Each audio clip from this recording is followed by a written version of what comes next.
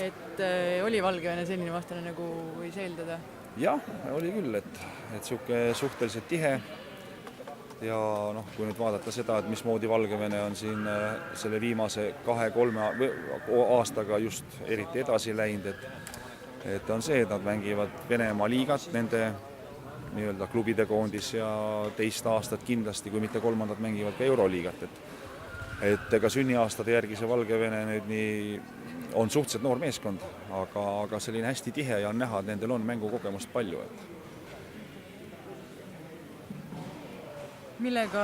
see murdepunkt nagu tuli, et esimene game oli ära, siis teine? No teine ma ei oskagi öelda, kus me seal nagu murdusime, et see seisul 17-13, et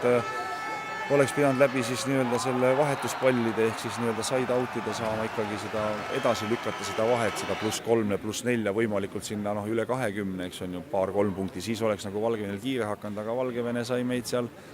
väga kiiresti kätte, alla 20 oli vist juba seis tasa ja tegelikult lõppakord oli see, et Valgevene oli 12 punkti teeninud, meie sellelt seisult ainult 3 punkti, pean siin silmas seisu 13-7 või 17-13. Et see oli jah, kuidagi väga siuke mõistetamatu, aga ju seal nagu Valgevene mängis tõenäoliselt esimesed punktid hästi, siis hakkas meil ebakindlust tekkima, selliseid ebatäpsusi tuli sisse ja Valgevene häid sooritusi sinna peale ja nii ta sulab ja nii ta läheb. Ja edu uuesti edu, emotsioon? Ütleme, et siin kolmandas game'is tooksin võib-olla Nõmsalu sellise serviseeria, kus oli ka siuke ilus trossipall meid aitas, keris sinna üle, et ja sinna tuli vist paar S-servi tal sisse, et sealt saime nagu vahe suureks ja muidugi kui siin kolmandas game'is jaksasime nagu kannatada ja selle kehvas seisus neljandas game'is kehvas seisus tööd teha, seisul 2-7, 3-8, seisul 14-16, enam-vähem mängus tagasi,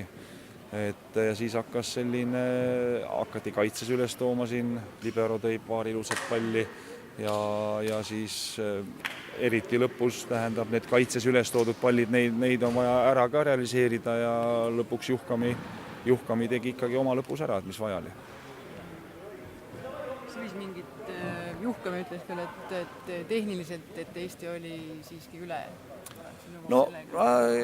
Ma nagu selles mõttes, ma ei viitsi siin nagu selles mõttes nagu vaidlema või isegi vastu väiteid nagu tegema,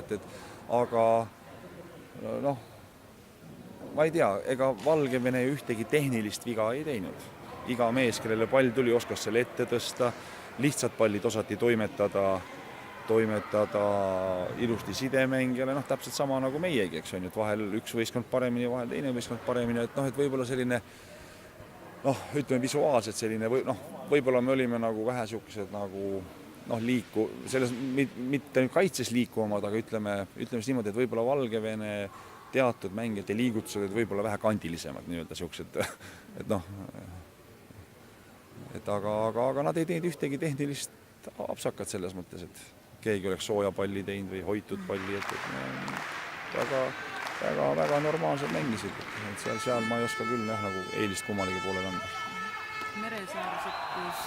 üsna hilja, et see oli varem mõeldud välja nii või jooksvalt? Ei, mängu kindlasti ei ole võimalik niimoodi ette planeerida, et nüüd neljandas game'is tuleb see mees ja... Ei mõtle, et oli nagu valmis mängima siiski? Ei jah, et kui see teise game'i algus hakkas nagu minema, et siin oli näha, et näiteks kui Oliver pidi 2 korda järjest lööma, et siis oli tunda, et tal ei jätkunud seda füüsilist võimsust enam, eks on ju, et see hüppe kadus ära, löögi käsi läks kõveraks, ehk ta otsis lisajõud, et kui sa lööd sirge käega, siis sa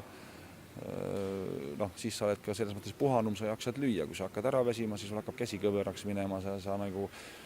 leiad seda nagu selles mõttes natukene sellist tehnika arvelt jõule lisa, aga pahatihti see ei õigusta ennast ja näiteks kui ta pidi 2 palli järjest lööma seal mingi paari sekundi sees, siis see hüppe nagu kahane, seal oli õige aeg ta minu arust välja võtta, anda talle puhkust ja võimaliku 5. game'i korral kas uuesti sekkuda või mis iganes, et seda ei tee ette kunagi.